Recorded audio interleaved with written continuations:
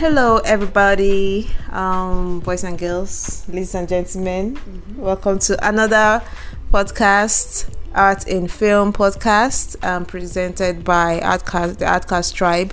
My name is Mimi, and today I have a very lovely guest, a friend of mine, a very she's annoying. She's annoying. Please, if you know this girl, if you know that in fact she's annoying, but she's very brilliant. Like, she knows her stuff. She's an art director, and right now she's even like veering into other aspects in filmmaking, which is very interesting because then like knowing every angle in the filmmaking process is like awesome. It's going to make whatever you decide to like, which is your focus is still art direction and in university. What's it called? I majored no before you say anything, let us know who this lovely guest with the lovely voice is. Her name is Blue. So she's known as Blue. Your full name, so introduce yourself and like, no, you don't need to. So introduce yourself and like a bit about you. So hello guys, my name is first let me say, Mimi, thank you for having me. This your beautiful, extraordinary podcast. But my name is ADEKUNLE Blue. I'm an my name is ADEKUNLE Blue. I'm an art director, production designer, film director. Basically, I'm a filmmaker. And I'm a lover of arts. That's literally what I've been doing all my life. And that's what you studied in school. Yes. What school was that? So I went to the University of Lagos, where I majored in theatre arts. And so in theatre, what you do is that you choose a minor and choose a major. Okay. So one of my major was directing, and my minor was production design at the time. Okay. So it's like direct every when it comes to performing arts, which I feel film falls under. It always like directing or production design. So for the longest time in university, I was doing it for only theater wise. Set for theater, props for theater, directing for theater. And then what's it called? After I left school, 20 something. I don't want to say, don't calculate my age. I now what's it called? So let me try in a film. I actually fell in love with film my third year in the university. Before then, I never even. My mind was never in film. In fact, I never even regarded myself as a filmmaker, which is. So you were more. What were you now interested in? So that the thing about me is that I realized that I like to evolve, which is something that I don't consciously do, but I always find myself doing. In secondary school, I was a visual artist, and that's all I was. I hated drama classes. I hated. In fact, the only reason why I passed literature is because I have to pass, and I always like to pass. That's the only reason why I used to pass. Like, even when with my class, blah blah blah. If the moment I pass it, so if remember I passed my literature is always like surprised because I'm like the most troublesome person in that class. And I never stay in that class the entire. So the Blue were suffering today. Did not start today, okay? So I was never a serious person. The class was probably 45 minutes. I would only be there 30 minutes because she would send me out for the 15 minutes. I'm always picking up on mistakes and everything. So she was very, very angry. So but I hated drama. I hated all those things. It was just me and the art studio that I was concentrated on.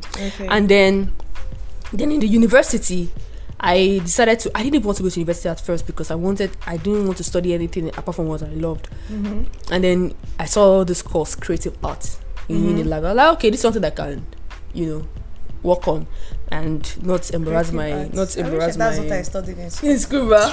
So there were only two universities that was offering it, Lagos and Port Harcourt. I didn't want to go far. Okay. So let me just do Lagos. Let me just go to university. My mom is a day angry that one myself I'm not going to the university, blah blah blah. And so I went to creative art, and then we did this induction, and they gave us the brochure and the access to read through it. And then they have now in creative art in University of Lagos there are three arms. There's theater art, there's visual art, and there's music. it makes sense that I just go straight to visual art because that's everything I've been doing in my secondary school. Okay. But I was reading the courses that I would do in the period of the 4 years in each arm. I was like, I think I'm vibing with this theater course, and this is come from somebody that I hated drama and literature in school. And I was like, let me just do it. Let me just go to theater arts. Everybody in my house was surprised that, like, why? Like, it's visual arts, like, you know. But I was like, but because they didn't know about that. They said in the first year you will do just 4 courses in the theater, 2 courses in visual, like you still do everything, and courses in music, you know. So you know, I was like, so I'm mostly like losing. I'm still doing like visual art courses, but I'm like learning something. And if I don't like it, I will just switch in year 2. And I found myself just doing it for the entire 4 years. And I loved it. And I like loved it. Like you were acting. No, see, calm down.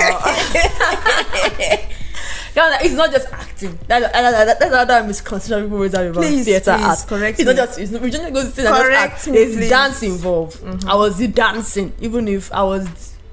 Even if it was bad. So wait, dance. are you say okay? So dancing. Yeah, dancing. there's rhythm of dance, rhythm of music.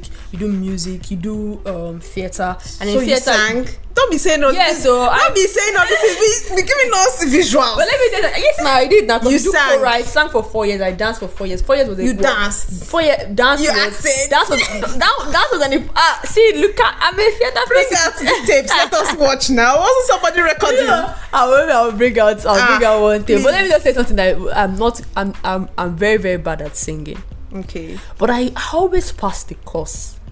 Because I hate to fail. Let me tell you, I always do very, very. I don't want to go there. I don't want, like, academically. I always do very, very well. I very well. CGPA, everything like that. Okay. But the thing was, it was not always from the fact that maybe I'm downplaying myself, but it was not always from the fact that I think I'm smart. It just was that I hated to fail. You know, I don't like failing, so because that I now pass. Like my dance class is A, or every time my music class is A. Even if that I was always off key, I found a way to just, when we're doing the choral on the stage, everybody's together. I don't sing, but I know the song. So I don't be going. I don't be making it, but I won't spoil the choral guy. But they see the person, they see everything. I will pass everything. They go, I pass in performance. I pass in participation. I'm punctual. I know what I don't ask me in theory. You get, so that's basically everything. So I sang, I danced, I acted. Even if they forced me, but it was always directing for me. It was easier for me to do directing. But it's something that I did everything concerning theater arts. Okay. Yeah. Including production design. Okay. That's when I majored in production. That was also one of my. That's why I minored in production design, set design. It wasn't production design like that. It was set design. Set design. That was so.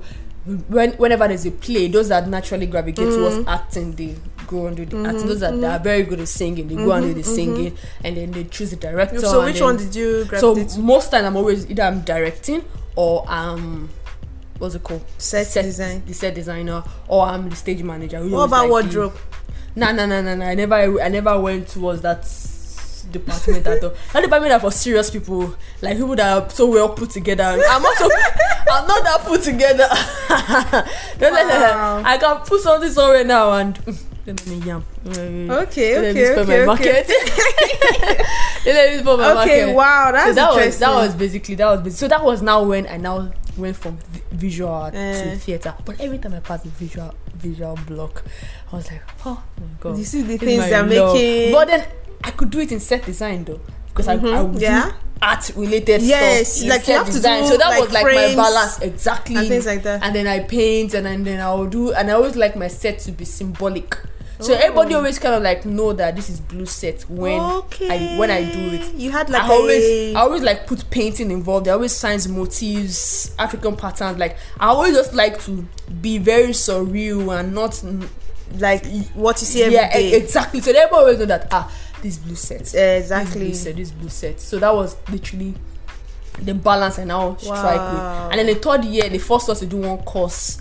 What's it called? It was a children theater thingy, and they said I know that because of children and their what's it called, their schedule, we can't bring them on stage. So they said, you guys should just take a camera and go film them. So that was where film came on. And then when we're doing it, I was like, wow, I think I like this thing. I think I like this. Third year, I was like, wow, I think I like film. I not even from point of production design. I just like from director. I was like, I like film. No. Let me. That was how it just started. And then in film, I found my niche in film too, as a production designer, as a production designer, and as a director. So that's basically what I am. Basically, the end game. It's like one day when I don't blow, I'll introduce myself as ADEKUNLE Blue. Film Look director, at the person that is talking. When you don't blow, I be you have blown. Please, speaking about blow, can you start mentioning all the top ranked work that you have done in this Lagos and beyond? Please, you have to define what blow is. Because you have done you have worked on major projects. Don't give me that. So start mentioning them because you have overblown. I don't know why people should have blow you ought to blow today. No, I'm not blow. I'm not blow. When AMBC nomination, I didn't get any nomination. So is that blow? I got fuck on this. That is blow. Like when AMBC talking about Oscars, you're talking about but I'm still learning though. So yeah, I'm not in a rush. I'll get there. Definitely. My dear, all these awards, I don't even really believe in them like that. Like, you don't? According to Whiskey, they said that it's just a bunch of people that put an event together. Like, if you are great, you are great. Trust me. But that's true. You don't need an award to. Yeah, you don't need an award to signify that okay, you're great. But if you get it, I'm not saying it's bad. But if you get it, but you just need to know deep down that, man, you know your shit. You're doing this shit. Like, yeah. So you do this shit, like I've been saying, and tell us what are the major things that you have done that comes to mind right now. What are the recent? The recent, okay, well, the very much recent one, I'm going to say recent, only the fact that it's actually it's going to be available for viewing on Netflix, like May 5. You get the 5th of May. That's Blood Sisters. Oh yeah, Blood Sisters. Netflix collaborated with Ebony Live Studios for the first Nigerian series. Massive film, very, very, very, very. What was your role in that film? So now the thing was, I started off as an intern actually. Okay. Yeah, because this was if you finished Ebony Live Creative Academy. So even regardless of the fact that I had musical experience as working in the art departments for other films that were top or whatever, because I'm an ELCA alumni. That was your first experience. That was my first time working in Ebony Live, and I decided to work as an intern. I loved it, which I enjoyed it. I enjoyed the ELCA experience. Speaking of ELCA is like the best. It was. I always say go back and say that was one of my best decisions, because I felt like at the time when I wanted to go to ELCA, the reason was that I wanted to have. At the time, I was only exposed to production design, art direction from the Nigerian point of view. I've never done it on an international level. So I've only worked with Nigerian art directors. I've only worked with Nigerian. So like, it could be, bigger than this. Like, it's, you can't be a local champion now. You have to like spread it and learn, because it's not about learning from me. That's why it's not really about okay, I don't work on this project or work on that project. It's about the experience. I'm actually learning something. I'm actually growing as an artist. Yes. So when I went to ELCA, that was literally fun. I wanted that growth as an artist. Yes. And I went, I was like, wow. And then what's it called? I was tutored. Our HOD was a Kenyan art director. So that brought another. Okay, this is another. You get. I'm used to Nigeria. Fresh look at things. Yeah. So it was a new door to creative approach that I didn't know about, and then I actually learned something. I was a very Wavinia, beautiful. Shout out to Wavinia, man. Shout out, man. Yeah. It was a very, very beautiful experience. Very, very beautiful experience. And so after that, we now went to at the time when we were leaving, when we're done with the program, Ebony Live was now about to go into production for Blood Sisters, and I was like, okay, you guys finished in our academy, why don't you just come up and intern with us on this project? I'm like, oh sure. Now another reason to learn, because the production designer was a South African, so that's even another opportunity for me to see another. You get, and now I don't get small Lagos, influence, Kenyan influence. Now let's get the South African influence, even if we cannot travel yet. Shout out to Surisa. So that is Surisa. So Surisa is the exceptional production designer for Blood Sisters. And let me tell you, I learned massive. It was 2 months. 2 month production. You see, one thing about me, I'm a very disorganized. I was a very disorganized artist, but with Sirisa, but with Sirisa, it was intentional organization. This was someone that she sees the script as an artwork that she's very passionate about. So every scene, every prop that was mentioned, every set that was suggested in the script, she takes it to art. She just followed through to the last, to the detailing. No basketballs for this woman. She wants to break it down and get exactly. Yes. And then you see that vibe, and then you go, okay, this is what I actually wanted to learn. And then you see what I was as an artist before Elka, and then after working in Elka, studying in Elka rather, and then working in Ebony Life, and then you see this growth. I'm so much of a better artist because of this experience that I've gone through. Yeah. So then, so I started up as an intern. Funny thing, I started up as an intern, and I ended up as the Keys onsets. What's it called? Art personnel. Oh, okay. Yeah. So that was good. Because I shall work hard. We gotta work hard in this industry. If not, they'll forget you. They'll forget you sharp. Okay. It was, and I didn't do it because I wanted that. Promotion, if you call it, if you use that word. I just did it because look at where I was, and people are so talented, but see this industry and the gatekeepers. It's very hard for you to go in. Apparently, everybody just this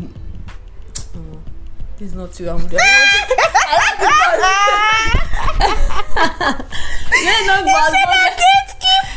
This is not it, but we know there's serious gatekeeping in our industry for sure. So by the time, when you find, but I feel like those gatekeepers is no more as you can't compare it to. You can't compare it to old Hollywood now. Now because you did old no, you can't compare it to old Nollywood. Trust me, the gatekeepers have now shrunk. You know why?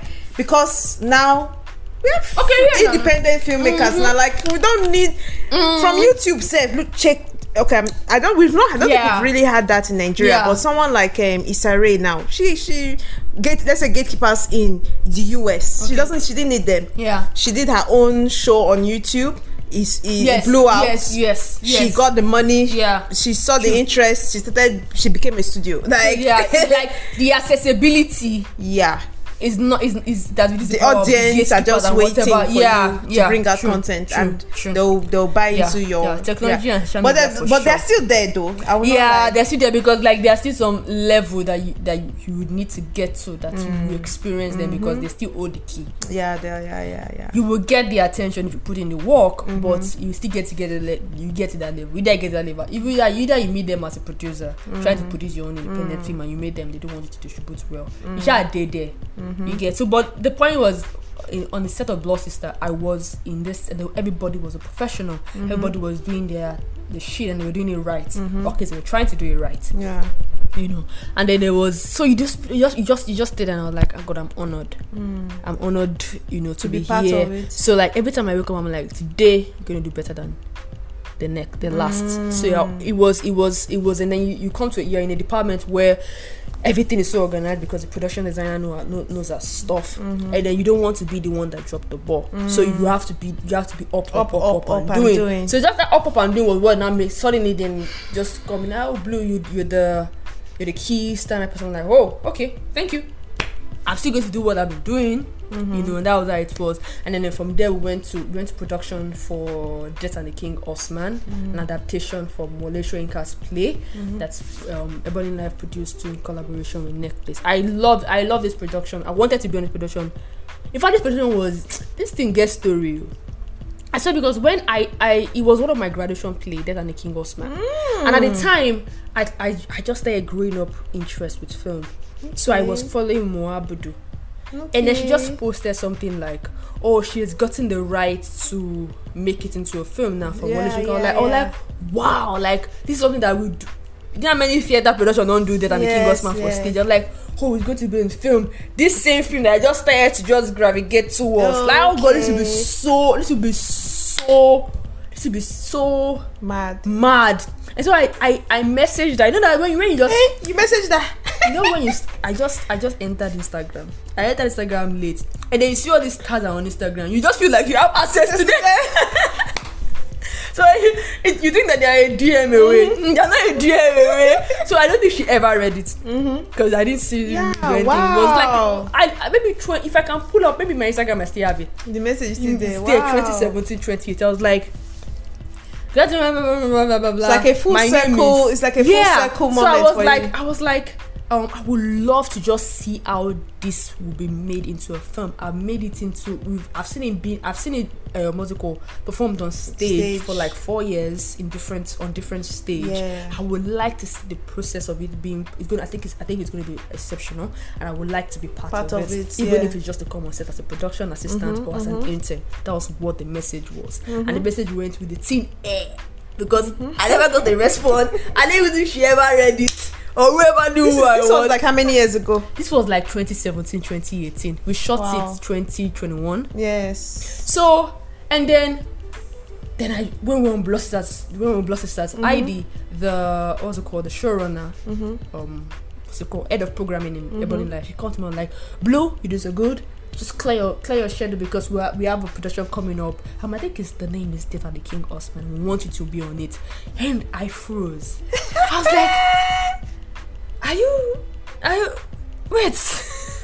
do these people know that I've messaged for this like when, and then they are looking at me and they're telling me like, oh yeah, you'll be on it. Like I was like, wow, how God works, man. It was like a secular thingy, and then the production started. I got to work with beautiful people, beautiful art directors. I like to call people beautiful because they were super hardworking. Yeah, I'm talking about Sharon, Prince, and then there was this Mimi, super coordinated, talented. Yeah, serious. And there were so many other people that I worked with, and then of course Sarissa was Prince. Prince, AZ, your nigga, and then what was it called? And then AY. It was a beautiful, it was a very very solid department because Sarissa. Of course, Sarissa, of course, and then she was a production designer, and then that is the best work I've ever done in production design. Wallahi, it's the best in my life. It's the best, but I can't wait I can't wait for Nigerians and the world to see. The other day I was looking at the video that we did of Sarissa. Okay, you were not in that video, but you were just talking about her experience so far in Nigeria. I was just missing her. I was just like, God, Sarissa, can't you just come back already? It was the attention. See, there was a contrast and there was texture, and it was we captured the world. We captured the world. See, that was the first time I saw face to face when you mean capture the world of film. Man, the things we did there, I don't know we'll be able to do it. Like, she will say, "Oh, let's do this," and then it comes together and you say, possible? "Wow!"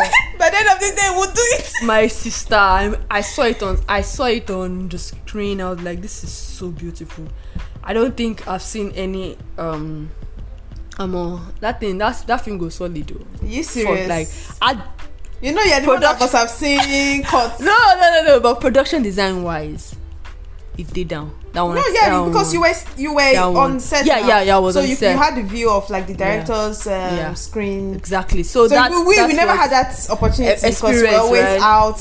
Yeah. So that was so stuff. Yeah. So it's your question about major production that I've done. Death and the King Osman is one of it, and the story I shared, I wanted to be on the production, even if it was just as a production assistant or an intern. I ended up being on the production 4 years later as the assistant production designer. That was God for me, and that's also like a marker for growth.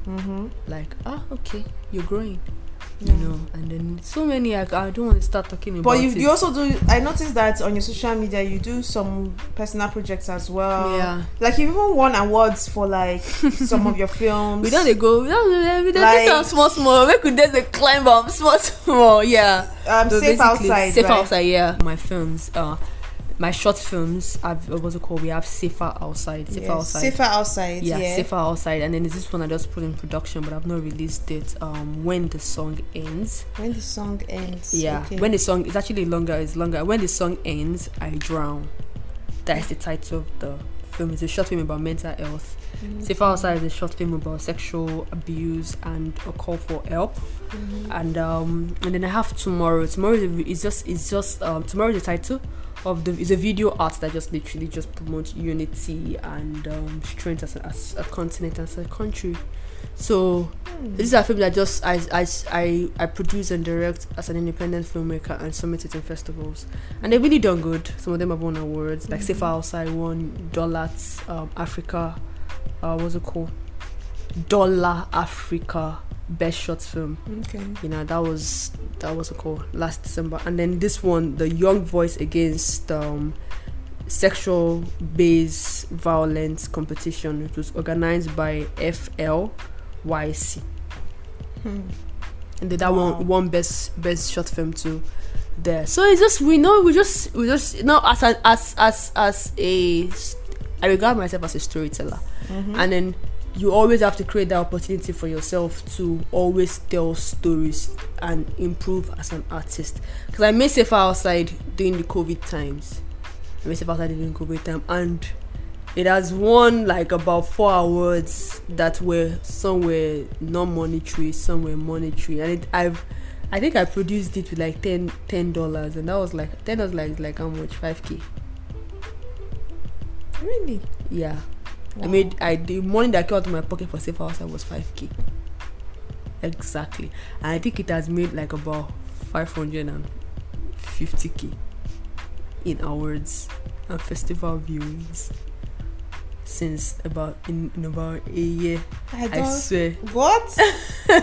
What? See, okay, so maybe we can have that conversation later because what am I doing with my life? I can do film on 5K and get 500. It was 5K, but it was a lot of collaboration because it wasn't the what wasn't 5K. The 5K was my transportation to the location. Oh, it was a lot of collaboration. Yeah, so the guy that bought the camera, he was my friend. He just bought the camera. Everybody was bored at the COVID time. My friend Daniel was like, "No, we have to shoot this film. I love this story, Blue. We have to shoot this film." And it's like, okay, so we're shooting in his house, and his mom was around, but she excused us to shoot, and we shot overnight. So it was like a lot of people were like, "We want to shoot. We're tired. We want to shoot," and it was a very good story. And then we shot it. At the time, he didn't even win the competition we put it in for, but then he went to win even more. You know, beautiful, awesome. Beautiful. Like presently now, Safer Outside, because Safer Outside, I'm an ambassador for FYCI, and that's I went for a screening in Abuja to, you know, for a film we just created in the COVID time for 5K. You know, but it's gonna be though. Wow. But I can't wait to blow so I can tell you guys my story. Wow. So awesome. Just create. So let's talk about like your experience so far, like, because you know this is Artcast tribe, and you know we are a tribe of like people who are very enthusiastic about, you know, art in film, and so we are always trying to look for ways to improve, you know, our area of the work, which is the art department. Like, what would you say can be done better from your experience? And please just, I know there are a lot of pain points, because I miss if I would start talking, I'm angry already. The default mode is anger, but just out of, first of all, I think we should talk about the good things. Good things first. No, let's talk about the battle. But the battle, we'll talk about the good things. Okay.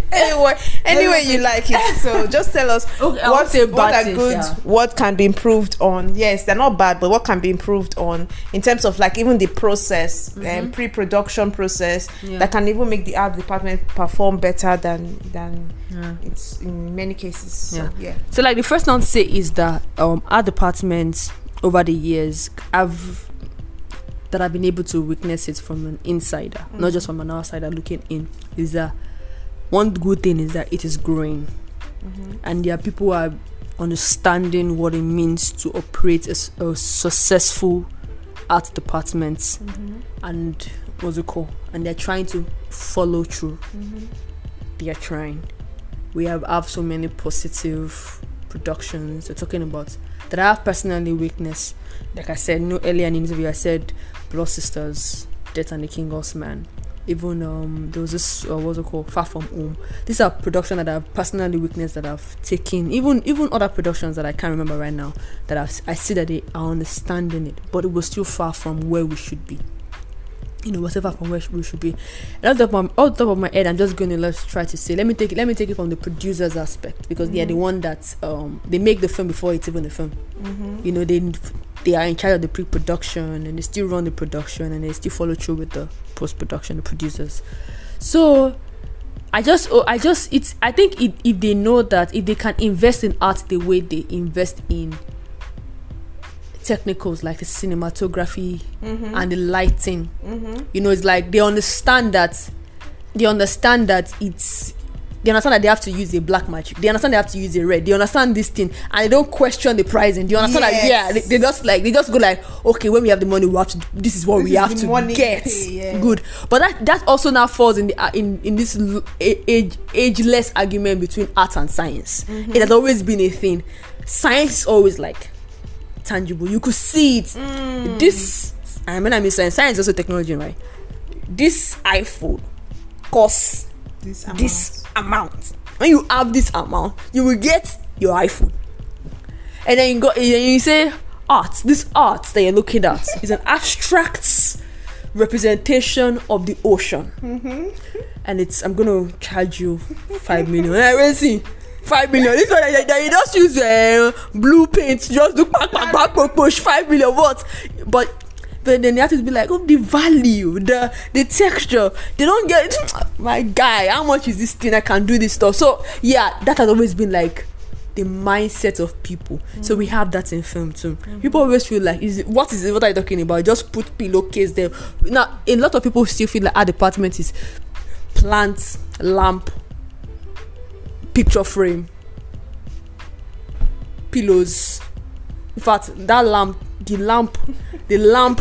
and artwork is already killing me, I swear. I come on set as an adult, I come my lamp on my artwork, you really think that, hey, like, what's that?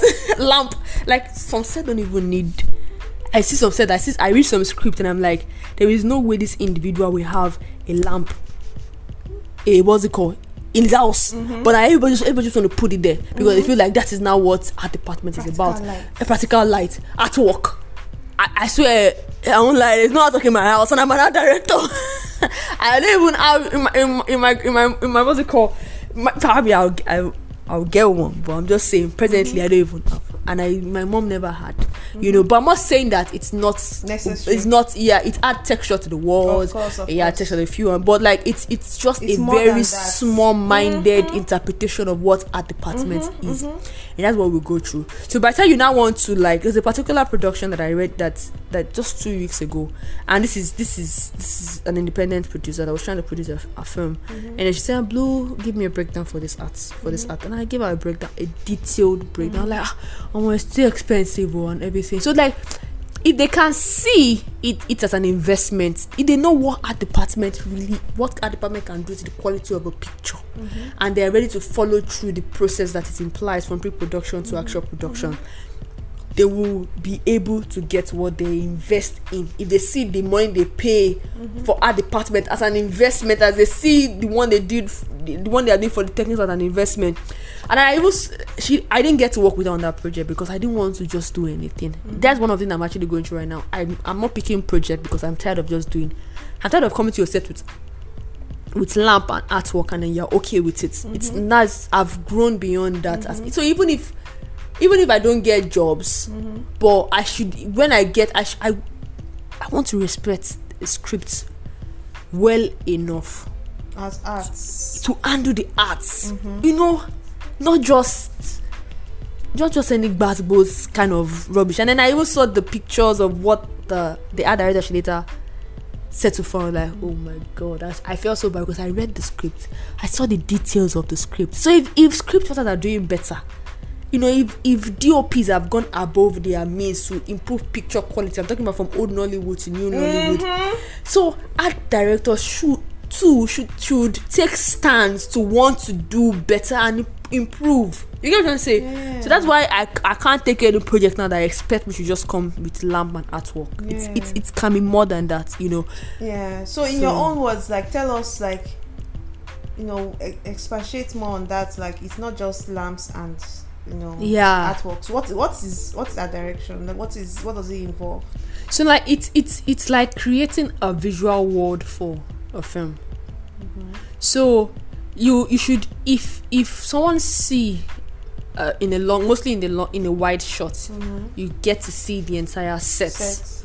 Or even if it's a particular props, or even if it's something, whatever shot, you know, and they take down the volume, people should still understand that, like, the placement of props, the use of color, the intentionality in texture should tell a story in itself. Just as the actors are telling stories by being the ones that read the lines, the art should tell a story too. Someone was telling me something like, okay, imagine you build a set where, imagine you're watching a scene in a film, and then it's an opening montage, and you see this guy, he comes into his sitting room, he goes into his kitchen, and then he's trying to fix himself something to eat. And you see that when he goes to the place where he arranged his spoon, it's just one. He goes to the cup. You see that this is where there's supposed to be more than, this is the kitchen, but everything is one plate, one spoon. It looks empty. What would you say about that space? You can already say that this guy lives alone and is not expecting anybody to come.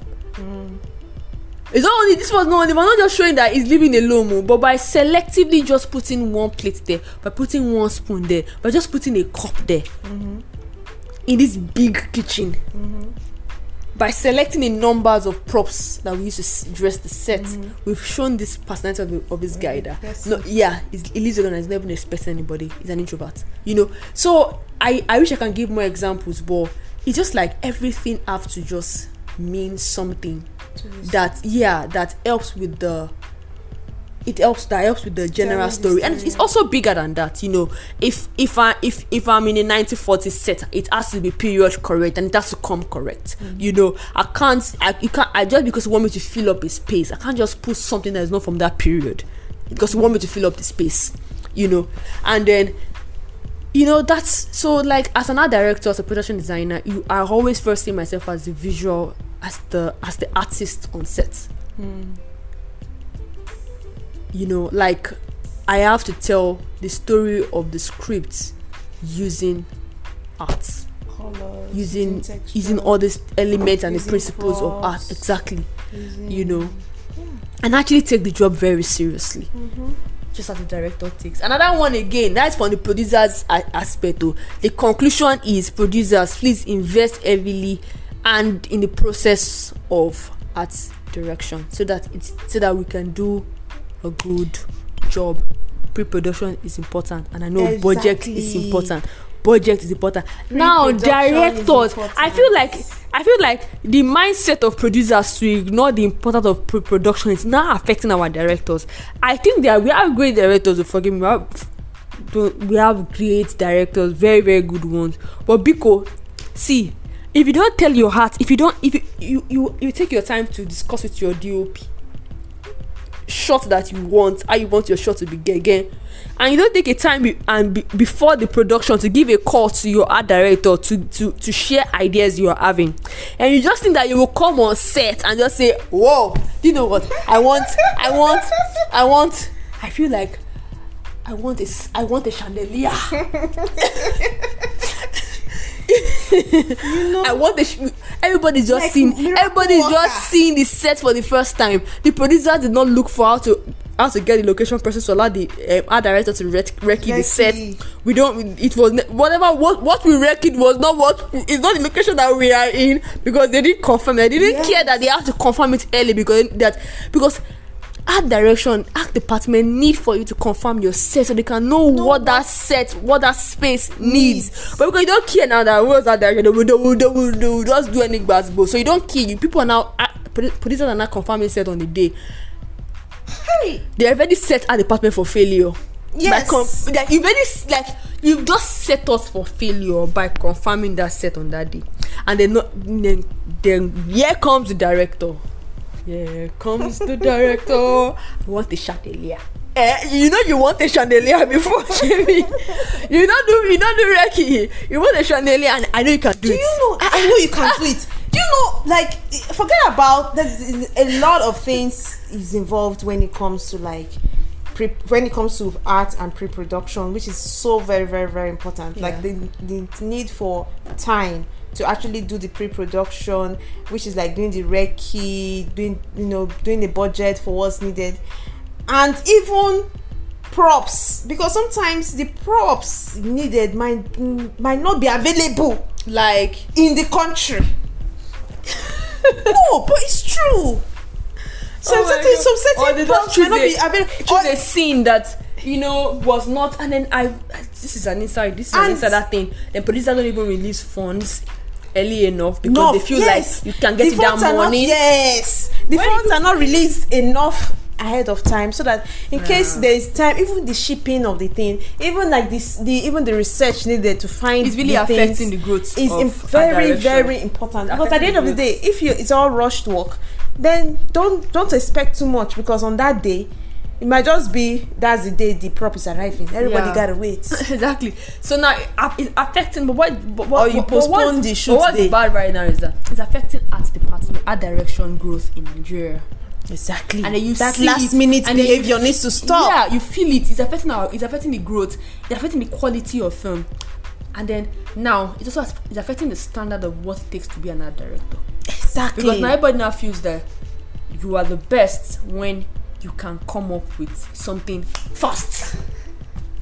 That way you can just come up with anything. When you're managing high blood pressure very well. Not even come up with the requirements or with the actual something creative that is script implied. Mm-hmm. No, you could just solve the problem or let them shall shoot.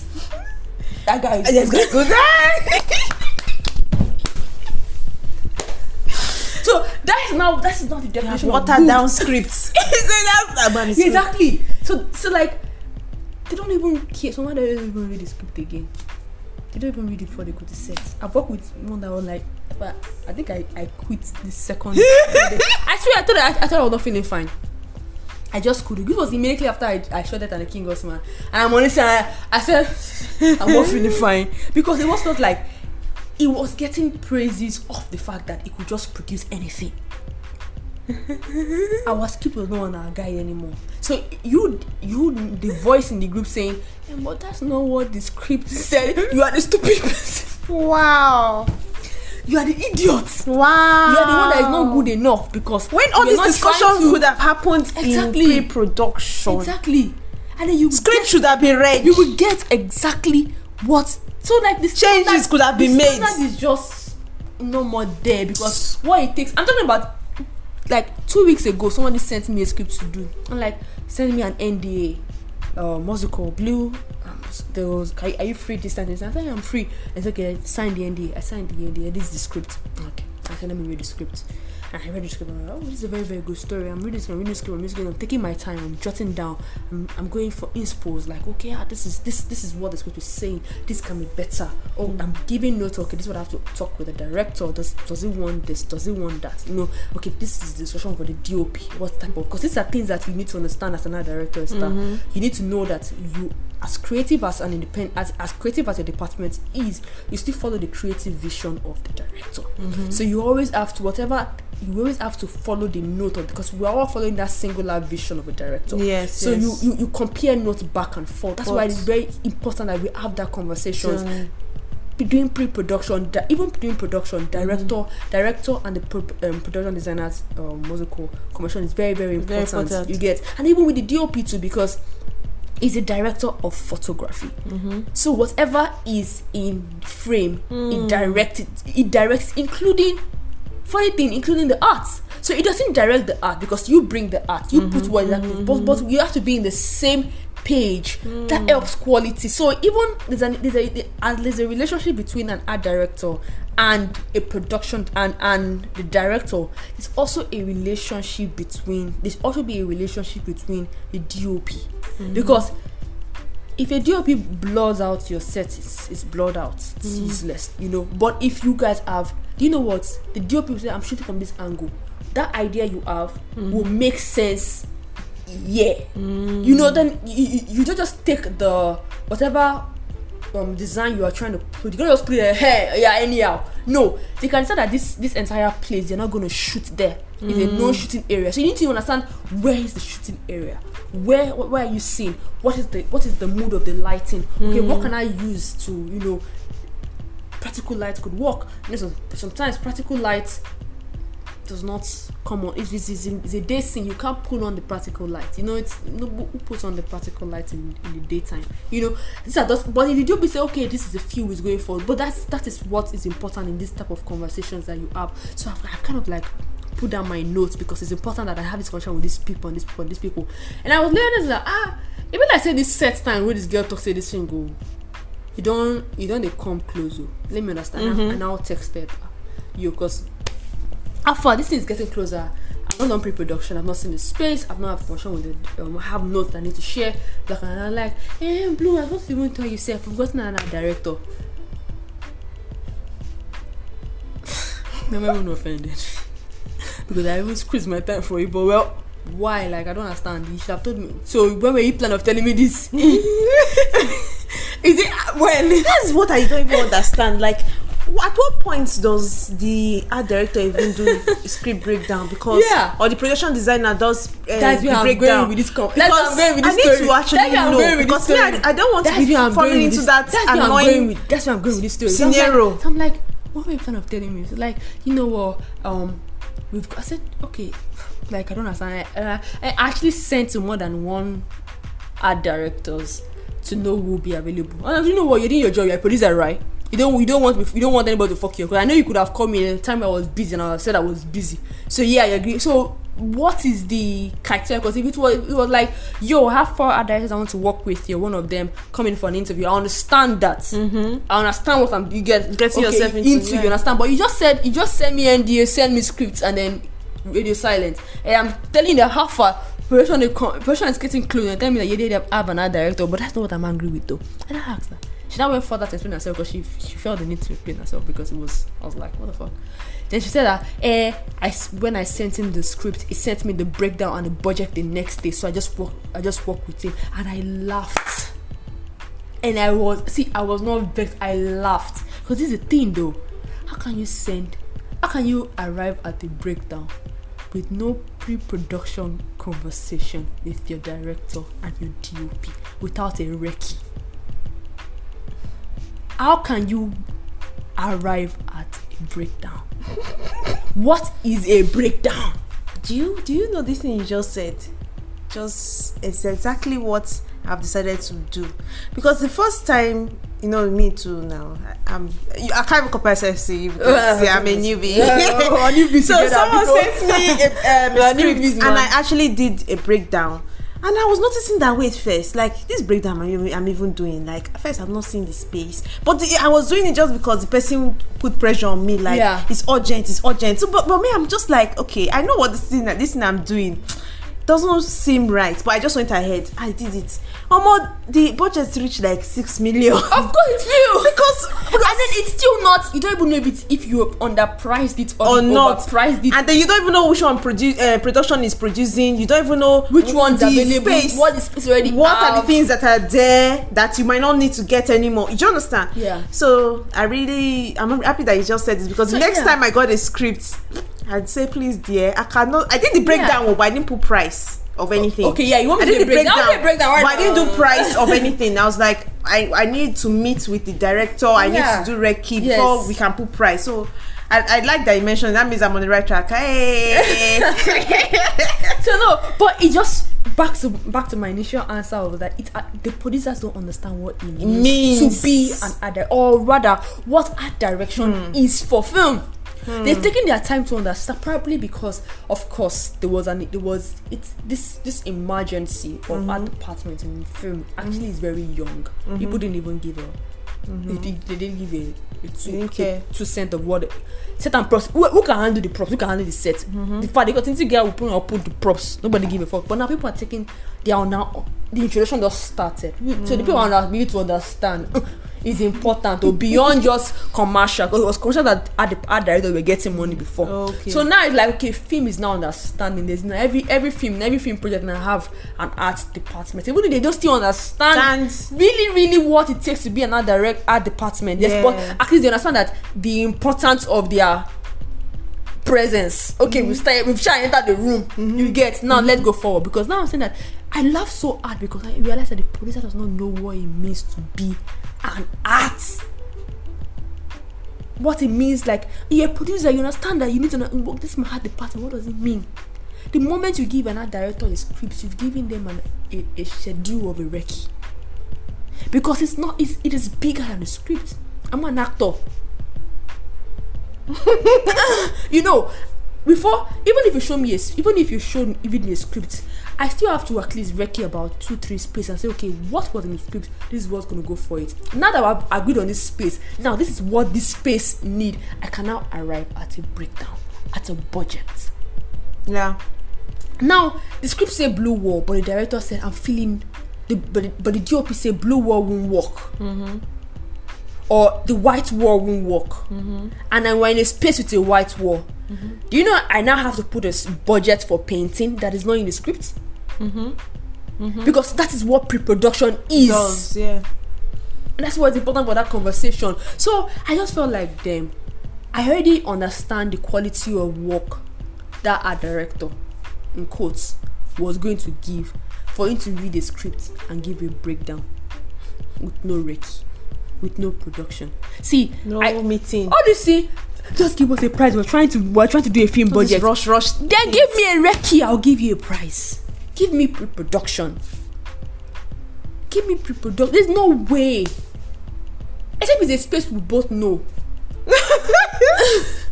You know that space when we go there. Now that place we won't use. Okay, I still need to still call it DOP. I still need to still call the director. You know, it's that process that they don't have the patience for, but then they come on set and want magic. You know what I'm trying to say? So like, I can't remember what I said in the conversation, but I just felt like it just shows that you don't, that respect that you don't have yet for the process of my department. Good riddance, because I wouldn't have even liked to work on that project. You know, so if you don't understand that, I can never just give you a budget like that. This is a film, not a commercial that's saying, okay, I want to do a one-day commercial. Now this you will know now. Even commercial self, because you still need to work with the brand. Color, there's still color. You know, there's a color scheme thing that you still have to consider. You know, and then you come there, nah. So like, see, right now I'm concentrated on working on projects that I understand and respect the process of operating a successful art department, and that goes from pre-production, then pre-production, then production. Because we always need that pre-production. Forget it. It's not even about the money right now. It's about the importance of the process. Then when I feel that respect, then that's the project worth working on. Because that's the project that you can, you know, show yourself as an artist, not just anything. You know, I've not seen this is a script that had like about 5 locations, or even 6, or I don't know. It was a lot of locations, because I it's not like, see, don't miss me wrong. Let me say, I they do breakdown. It's not just official to share, because as I read the script, I know, okay, now this location, I know what, as I even go that recce, I know what I'm expecting. I know what I'm not just saying, oh, this spirit, bring it to me. No, I've read the script, so I know exactly what to say, what to look out for. But I need this before I can release anything to you guys. So if you want it fast, schedule a pre-production for our department fast. You know, I don't know about, I just talking seriously, like we shot Death and the King Osman for 3 weeks, but we had a 4 weeks pre-production. But a 7 weeks production for our department. What was the 3 weeks production for the rest? Was the 7 weeks production for us? That was why it was a good film.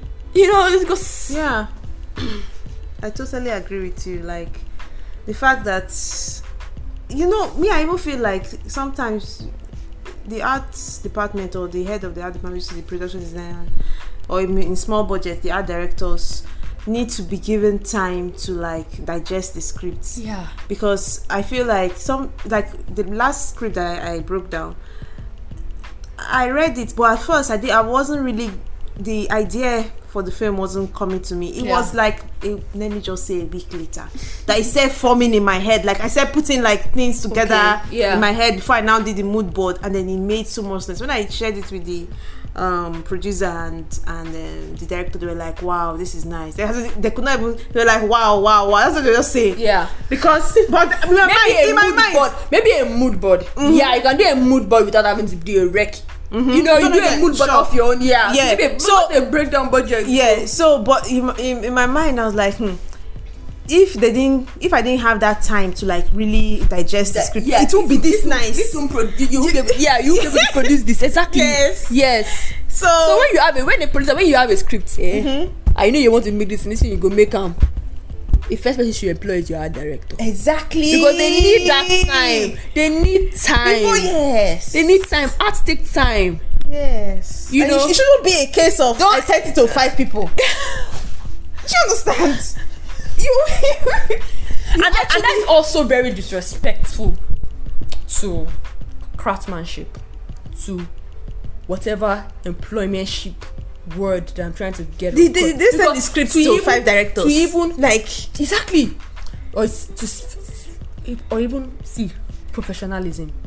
Okay, let's get the actors. You have a script. You have 5 actors in mind, right? Send them the script. You tell them that they are in an audition process. That is respect for the craft. That's true. So if you're sending to 5 art directors, you're right. Every producer with their own technique. Good. But you allow them understand that they are in a running for this.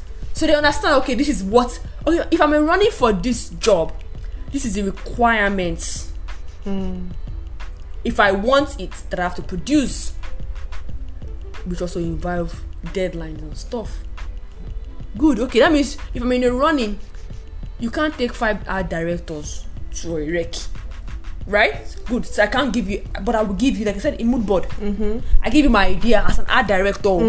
That idea might not. That idea might change when we go for recce, when we have the pre-production that commission with the director and the producers and even the producers, and even the DOP.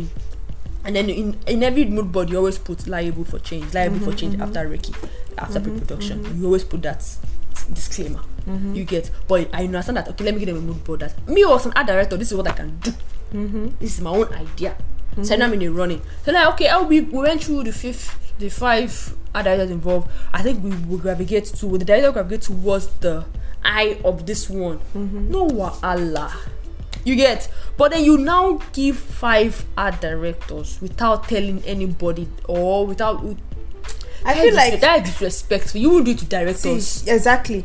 And I also feel like, man, you won't do it to DOPs. I don't even buy the idea of like getting 5. Okay, fine. Even if you want to get 5, you know, if you are in do that whole running thing, 5 people, man, how will I get money for the work that I'll be doing? Like, I don't know how to speak the plain English. Like, it is work. So I can tell me that I will go through your script, do mood boards. Then, of course, if I'm going through the script as a smart person, I'm already breaking down, removing the props, because I don't want to go back again.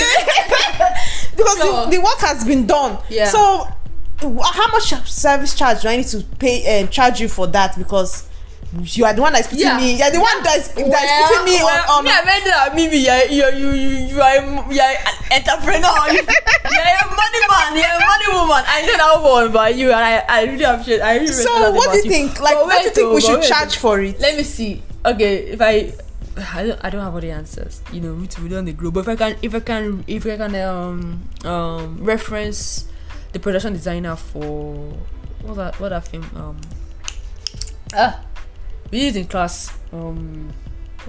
Wakanda, okay. What was the film? The actual name. The name is not Wakanda. Black Panther. What's her name? The production designer, Margaret something. Okay, well, the production designer for Black Panther. You know, she knew she was in the running for the project, for the role. Okay, yeah. That's true. But fact, they pay them for that. Let me. Okay. She knew she was in the running. Okay. She had done a project with the director. Okay. She had done a project with the director. That is Moonlight. That won an Oscar. But not for production design, but one of the lowest budget films that won an Oscar. Okay. Yeah. So he recommended okay. Just as so many other producers have recommended other production designers that were in the running. Okay. She spent $20,000 of her own money. How much is $20,000 in Nigeria? That's 10 million, I guess. Oh, that's true. Of her own money to prepare a 700-page mood board. Of her own money. But yeah, this is the dig though. She knew that it was a big production. They've signed contract that involves how much she was in the running for. So she know how much she was going to gain from that project. So, and you know what? Whether she likes it or she doesn't like it, everybody is liable to whatever plan they liked. She agreed to be in the running and even invested. See, in a state you say, so that's another way to look at it. Yeah, in a state you say that these are the things. If you don't like them, you step aside. But if you like them, but you know also what you are in the running for. You can't know that there's an election, but which position? Just don't know. Just campaign. Which position? Campaign. When you win, you will know which position we give.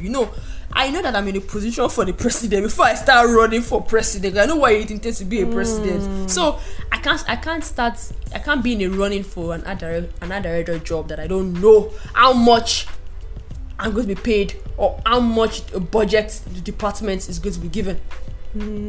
So. But if I still want to do it, it's still on your own, you get. But there is still that thing that I always say. You need to inform these people, say that you are in a running, because that's what informs the requirements. So I think it's very unprofessional. I don't want to use the word dubious, but very unprofessional to say that you just threw several stones and you just and you didn't even tell me that you chose the next person because he had a better idea. You say you chose the person because he gave you a breakdown the next day. And I just said, wow. That says a lot already. Wow. And even those ideas, I'm wondering, how do you even protect your ideas? Because even the way they send the way they send an NDA, right? Is where you send an NDA for your mood board. Okay. And then when you suspect that your mood board was used, you are very liable to take it to court to prove your case if you feel you have a case. Just like so many this side, my song, he sang my song that sound familiar, and that kind of case win. That kind of case win. You get this one. I didn't think if you can prove but that I sent a mood board. This idea was your idea. What was now that was implemented. So even you too, now even producers do not know what it takes to tell more than five art directors or production designers to send. So you are at the risk of getting sued if you just do anyhow. You get you just do anyhow. If you know that now Marie no one pay me, I will collect them for suit. I will collect them for court. Need you calm down. I happened to me recently, not like 2 years. So I sent a mood board, but I was then not available for the job. Then that my friend of mine used that mood board to create the sets that I got a set designer for. But he quickly told me, Blue, I use your mood board. I didn't know what I was doing on set, but they gave me production designer credit. Oh, okay. Because the guy that they brought on set was just come and create. Well, that's what a production designer does. Anyway, you create the concept and they make sure the directors implement it. So that was so they said, no, you have to give her. So I felt, okay, hey, that's nice. It's not like I go sue now, but I wasn't going to sue anyway. But at least it came clean and everything. So you protect the way you protect the screen. I'll protect my own mood board because it's my mood board, it's my intellectual property. Yeah, I feel like, man, if they leave us, we can be talking about this acting film for like forever. But it's been nice like having you on the podcast, and I'm sure a lot of people listening have picked one or two things. I didn't even know when the podcast started. Huh? You didn't know when it started? So yeah, it's nice having you. We can do a part 2, of this. Hope you had fun. Yeah, I did. You know, is there anything you want to say to the people? We talk about art for as if we can talk forever. But I pray for the days, and I'm also working towards it. And I know that a lot of production designers I pray to are working towards. When I pray for the days where art direction in film in Nigeria will be respected, the process will be respected. I know doing that. I know when that time come, the standard will be very high and the quality will be superb. I know of cases where we've lost certain content deals because of the stupidity of the art direction that was portrayed. Like people in international scene are not convinced that we can do better. You know, we can do a good job. So I pray for that time where we now get to that stage that we are now competing even with international bodies, because I can see other departments are doing well in film. I think the makeup is improving, costume too, even the cinema. There were times that quality of camera was zero, but now people understand. So that's so as an artist, I pray for that time where art direction is a respected craft and department in film in Nigeria. Yeah, we're looking forward to that. I think it's a step at a time, one foot before the other. And big up to Everybody in Life, Creative Academy, the governor of Lagos State. That I think not just them, even.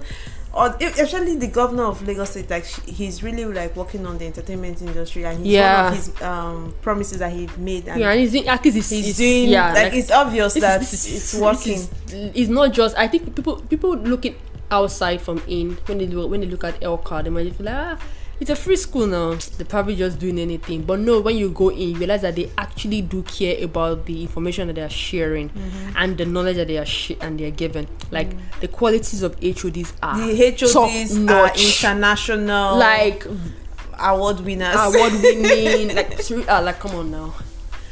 The boy that arrest the wind. Ravinia was the prop master.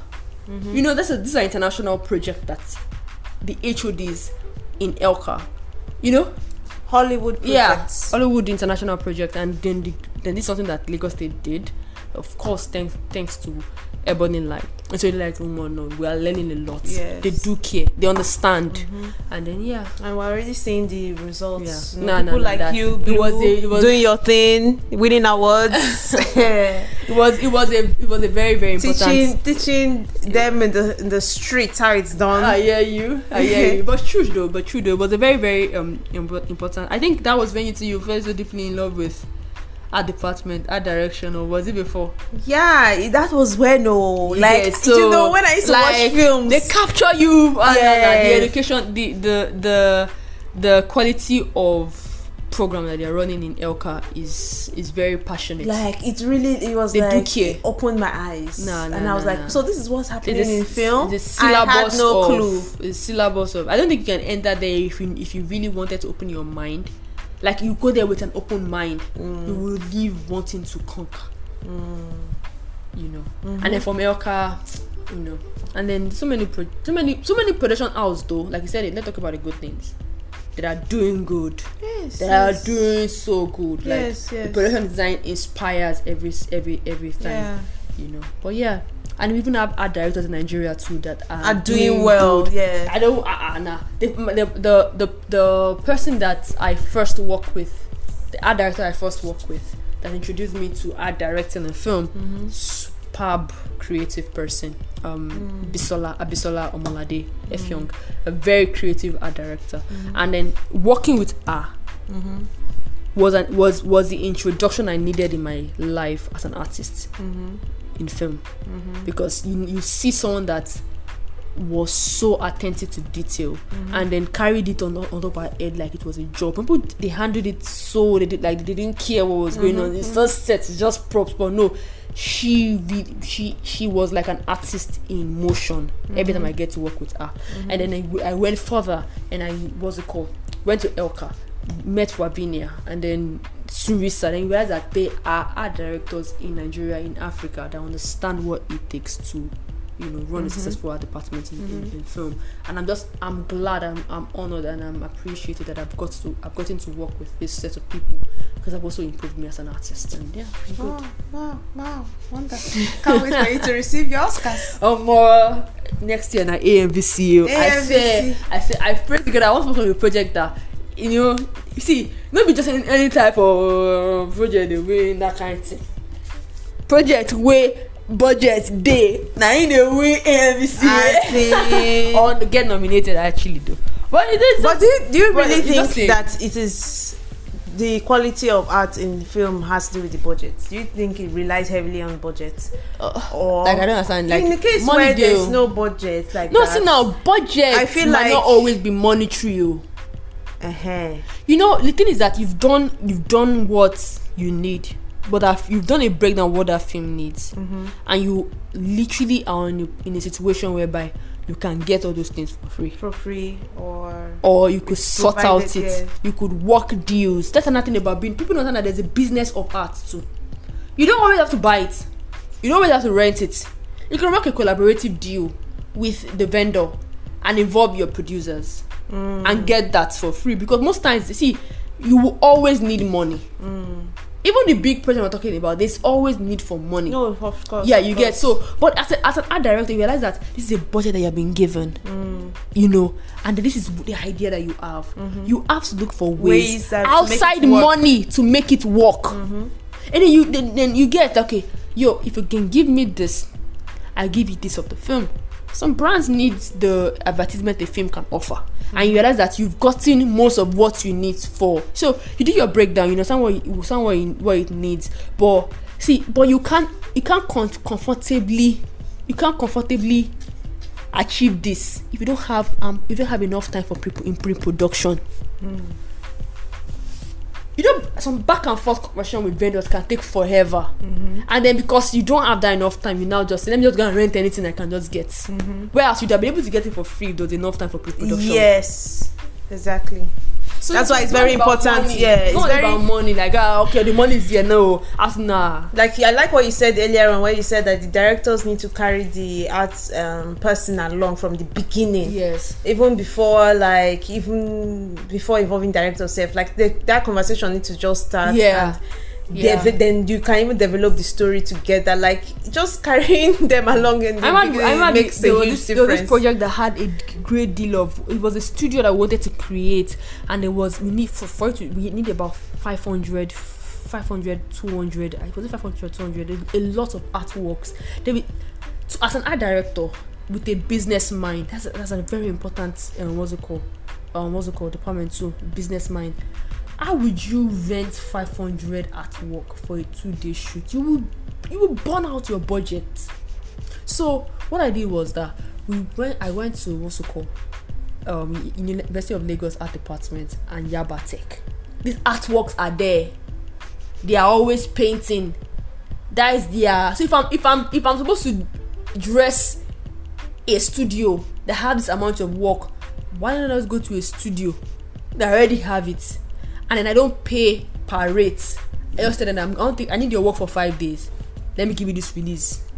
And I paid less than almost 75% off what I would have done if I was renting one artwork. Yeah. And I also then have even the actual texture of what it means to work in a studio, because not every work in a studio is perfect. So then there was texture, there was contrast, there was everything that shows. I didn't have to buy new brushes because I just got the brushes from the studios. Okay. Like I literally raided their department. Even their lecturer called me during shooter. They said that you're the one that raided it. I said, please, don't feel your student, I'm the one. Yeah, but then they knew me. They just let it go and all. So that it's just like they are just like ways at which you can. As an art director, as you are creative, as you want to create that 17 inches chandelier, you also need to be business minded and manage your budget. But manage your budgets, yeah. But pre-production is important. I cannot overstress it. And yet, budget management is another topic entirely. Yes, budget management. That's another one. Yes, another one. Like you have to account for everything. And pay for. See, I think because producers are afraid of paying for pre-production. That's why they don't always want our department to have pre-production. But penny wise, pound foolish. Because on that set, now be saying you want giraffe. That's true. Like that mean you posted. Oh God. Anyway. Oh my God. Yeah. Thank you so much for coming on. I'm looking forward to talking to you again. I hope you guys listening have had fun as much as I have. Can't wait for I think we should even do not just podcasts. We do like a video. Yeah, more than one thing. Yeah, we have more. Yeah, I'll let you know. Sure, let's bring more people. Let's talk. Let's keep it conversation. All right. Because that's only one. Thank you so much for listening. Thank you, Blue, for coming. Thank you so much for having me. I hope you guys listen. Yeah. Follow us on Adcast Tribe. That is Adcast_tribe on Instagram. And also follow us on Anchor, www.anchor.fm/art and film podcast. And that's where we're posting all the podcasts that I'll be doing going forward. Let us know what you think about what we've said today, like the importance of pre-production when it comes to our department, your experience so far. If you're not a director out there, what has been your experience that you'd like to share? Please do so in the comments on our Instagram account, and we really love to hear from you, so it will encourage us to do more. Thank you and have a blessed day. Bye.